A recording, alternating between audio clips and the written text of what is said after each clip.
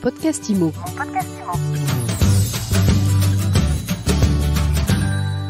Bonjour et bienvenue dans ce nouvel épisode de mon podcast IMO, le podcast de My Sweet IMO. Alors je suis heureuse de vous retrouver pour une nouvelle saison. On va continuer à décrypter l'actualité de l'immobilier, à répondre à toutes les questions que vous vous posez sans langue de bois.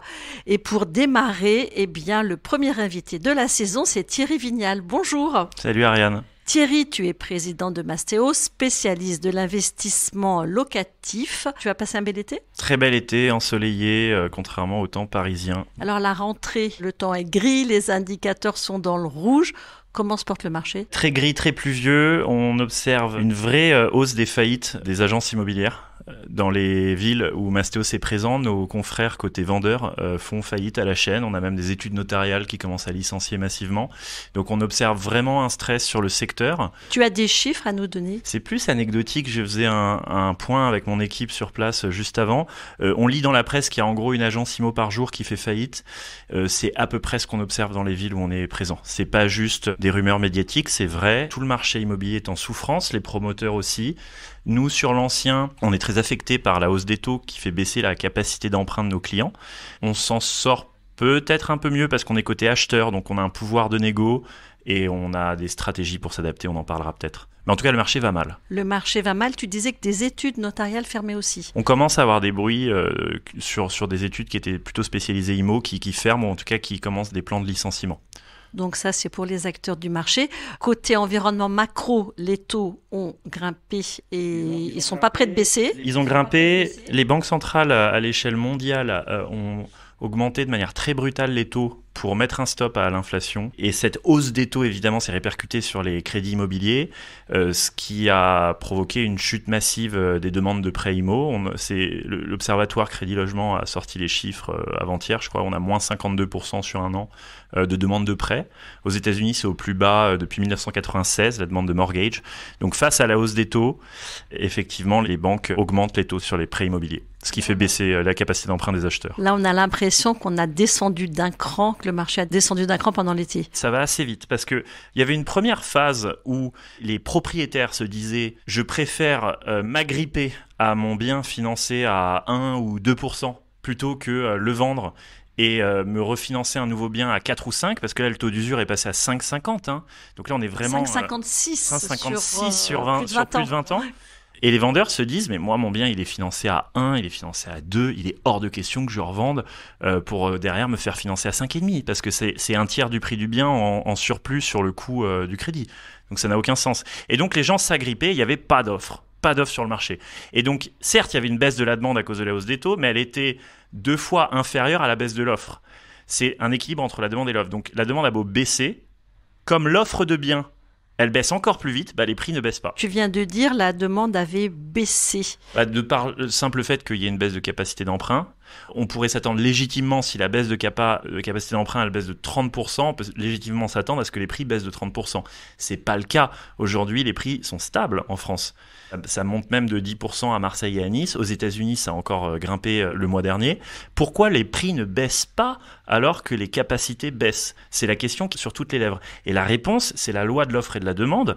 Comme on a des vendeurs qui ne veulent pas vendre, qui s'agrippent à leur financement à 1 ou 2%, il n'y a pas d'offre. Et quand il n'y a pas d'offre, même face à une légère baisse de la demande, les prix ne baissent pas. Donc il y a une réaction en volume, et cette réaction en volume, probablement qu'elle précède une réaction en prix, mais avec un effet de retardement très long. Alors ça peut tenir combien de temps encore comme ça, avant que les propriétaires acceptent d'encaisser les baisses de prix ? Alors mathématiquement, cet effet, ce décalage, cet effet à retardement, il est proportionnel à l'écart qu'il y a entre les nouveaux taux et les anciens.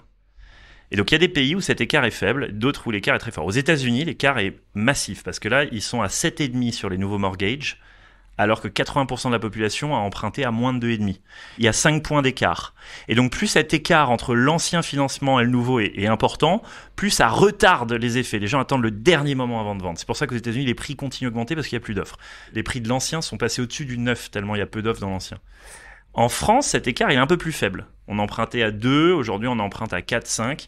Donc il y a peut-être un peu moins d'effet à retardement. Et il y a des bloqueurs, par exemple à Paris, en Île-de-France, les Jeux Olympiques. Les gens attendent les Jeux Olympiques avant de vendre.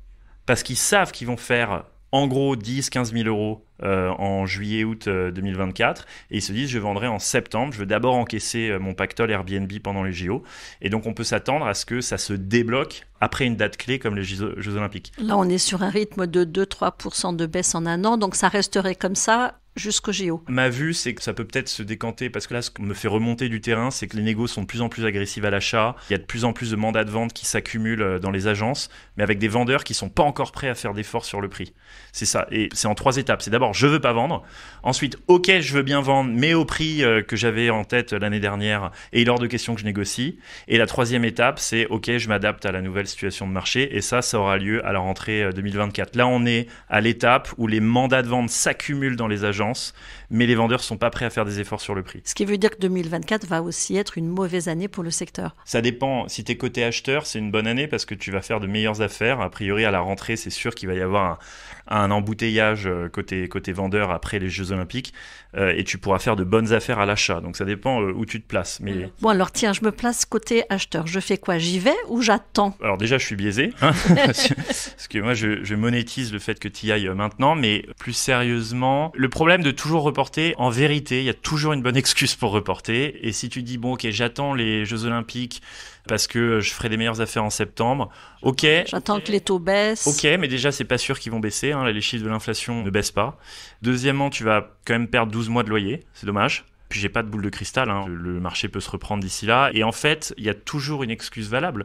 Si jamais tu hésites à acheter aujourd'hui, c'est que tu l'as pas fait il y a 2 ans quand les taux étaient à 0. Quelle était ton excuse à l'époque ? Bon, manifestement, les gens qui n'ont pas acheté il y a 2 ans, ils ont une capacité à toujours trouver des excuses.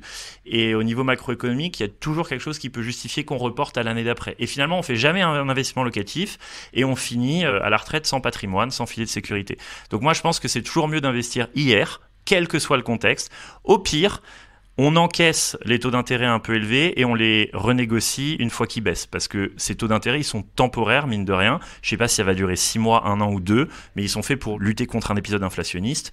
Mais une fois que le combat contre l'inflation a été mené, les banques centrales normalise leur taux et on va à la banque renégocier son crédit à la baisse. Donc, si j'ai de l'argent, si mon banquier me prête, si je trouve un bien qui correspond à peu près à mes attentes avec un locataire solvable derrière, j'y vais. Je pense que, vu le contexte un peu anxiogène, l'idée c'est de ne pas se mettre trop de pression sur le budget et aller chercher des petits produits.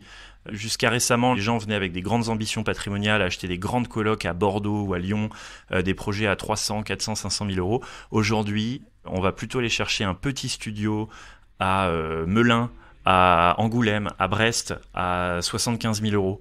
Ça se finance bien, il y a peu de risques, c'est liquide, c'est pas trop affecté par les grands mouvements macro, ce sont des marchés stables, c'est rentable, plus rentable que les taux d'intérêt.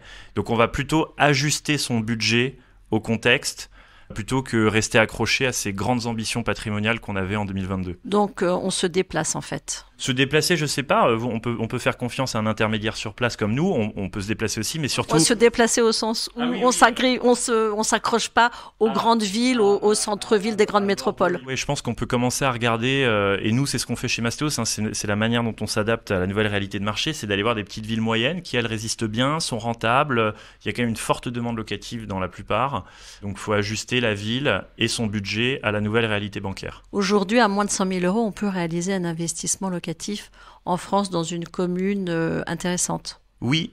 D'ailleurs, nous, on a pour objectif de sortir un produit standardisé à 100 000 euros. Et je pense qu'aujourd'hui, c'est ça qu'il faut viser. On a fait une petite étude de marché. Il y a beaucoup de biens dans des villes comme Metz, des villes comme Angoulême, que je cite souvent, des villes comme Niort, avec des studios étudiants. Dans des villes à 2-3 000 euros du mètre carré, on peut rester sous la barre des 100 000. Ça se finance très bien. Il y a un très faible effort d'épargne. C'est rentable. Les locataires à Niort, ils sont solvables, ils sont nombreux. C'est la capitale des banques et des assurances. À Montauban, près de Toulouse, pareil, il y a des petits studios étudiants qui sont tout le temps loués. Donc il faut aller chercher ces produits à 100 000 euros. Alors maintenant, je change de casquette, je suis vendeuse. Qu'est-ce que je fais ? C'est un vrai sujet. J'ai pas la réponse et moi-même, je suis dans cette situation. J'ai un appartement à vendre. J'ai l'impression que le marché va baisser parce que je vois une baisse des volumes et elle a vocation à précéder une baisse de prix.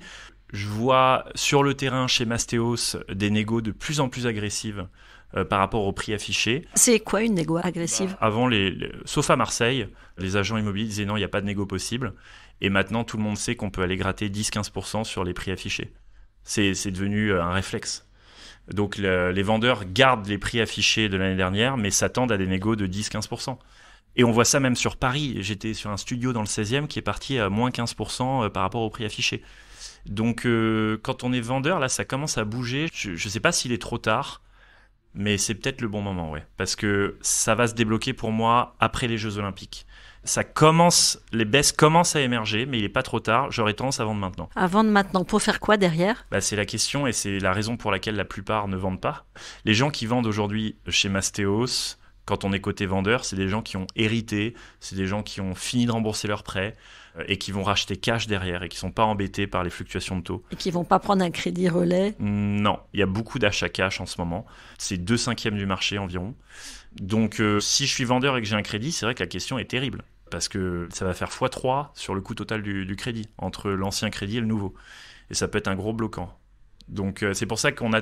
Là, les gens qui vendent, c'est des divorces, des situations extrêmes, des situations économiques, des gens qui n'ont pas de prêt à prendre en compte. Voilà. Mais les gens qui sont financés à 1%, aujourd'hui, ils ne vendent pas. Alors comment, Thierry, toi, tu t'adaptes à cette situation en tant que chef d'entreprise aujourd'hui chez Mastéos? C'est quoi les indicateurs clés à surveiller et surtout qu'est-ce qu'ils disent chez toi concrètement et quelles sont les stratégies que tu mets en place pour résister? Alors nous, la stratégie qu'on a choisi de mettre en place, c'est de développer des villes moyennes. Aujourd'hui, 90%, jusqu'à récemment, 90% de nos ventes étaient concentrées sur les très grandes villes, très chères. Et là, on met l'accent sur les villes moyennes. Certaines de ces villes moyennes ont des très grosses tensions locatives. Celles que je viens de citer, par exemple, Angoulême, Thionville, Montauban, etc. Elles sont accessibles avec des budgets à 100 000 €. On va plutôt jouer sur le volume, parce qu'on a des acheteurs qui ont des baisses de budget assez claires. Ça, c'est un premier réflexe. On va surveiller nos coûts, comme tous les acteurs du secteur de la PropTech. Évidemment, il faut devenir très... on peut plus s'appuyer sur les fonds d'investissement de manière aussi confortable que l'année dernière. Donc, il faut commencer à surveiller les coûts. Et on est passé en modèle mandataire, qui est un modèle plus flexible pour ouvrir des nouvelles villes, qui est moins intense en capitaux. Et la diversification de notre offre vers la rénovation énergétique, vers les meubles, vers les travaux, vers la gestion. Et pas seulement sur la transaction. Les actionnaires, comment ils vivent la situation ? Alors, les actionnaires, de toute manière, dans le marché VC, que ce soit en immobilier ou dans d'autres secteurs, ils souffrent. Il y a un assèchement total du marché VC face à la hausse des taux d'intérêt, face à la baisse des valorisations des startups. Donc, ils sont stressés de manière assez générale. Et plus spécifiquement en PropTech, c'est vrai que face à la hausse des taux, on est un secteur très sensible qui est aussi un moment d'opportunité immense pour nous parce qu'il va y avoir une prime à la survie. C'est un moment darwinien pour le secteur. C'est aussi là que se jouent les futurs champions. On va voir des faillites, on va voir des consolidations et c'est une sélection darwinienne qui est en train de se jouer. Donc ça peut être un moment clé dans l'histoire de ce secteur pour voir émerger les futurs champions. Sélection darwinienne. Merci beaucoup Thierry Vignal, président de Mastéos. Merci Ariane. Quant à nous, on se retrouve très vite pour un nouvel épisode de Mon Podcast Immo à écouter tous les jours sur MySuite Immo et sur toutes les plateformes. Mon Podcast Immo. Mon Podcast Immo.